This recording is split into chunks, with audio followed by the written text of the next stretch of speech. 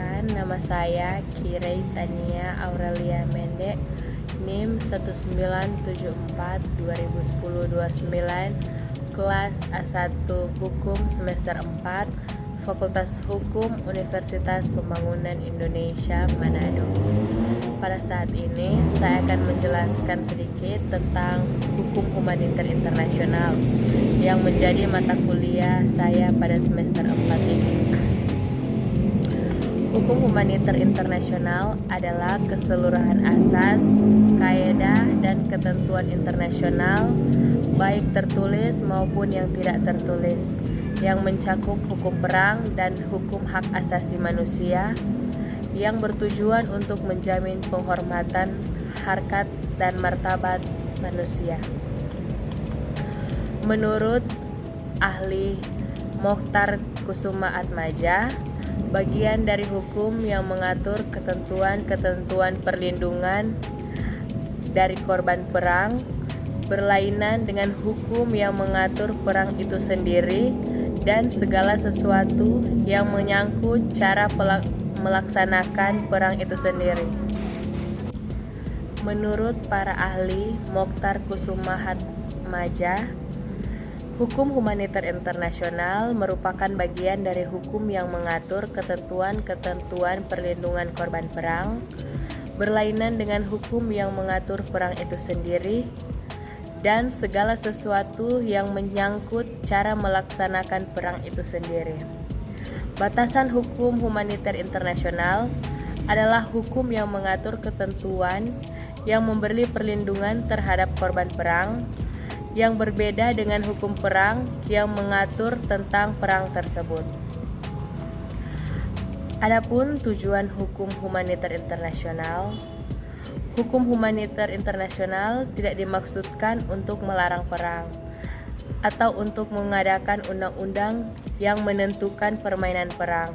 Akan tetapi, karena alasan-alasan peri kemanusiaan untuk mengurangi atau membatasi penderitaan individu-individu dan untuk membatasi wilayah di mana kebuasan konflik bersenjata diperbolehkan.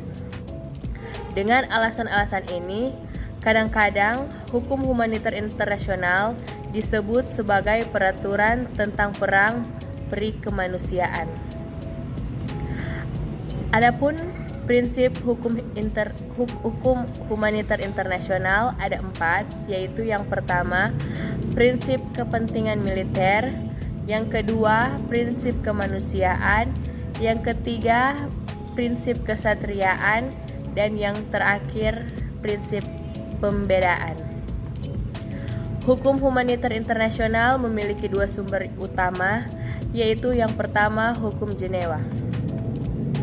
Hukum Jenewa dirancang untuk melindungi personel militer yang tidak dapat lagi terlibat dalam pertempuran dan orang-orang yang tidak terlibat aktif dalam permusuhan dengan penduduk sipil. Yang kedua, hukum Den Haag.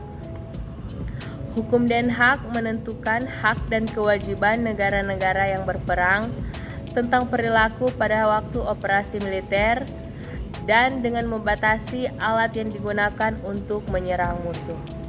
Demikian penjelasan singkat saya tentang hukum humaniter internasional. Dan pada saat ini saya mengajak kepada adik-adik sekalian yang ingin melanjutkan sekolah di perguruan tinggi, mari bergabung bersama kami di Universitas Pembangunan Indonesia Manado.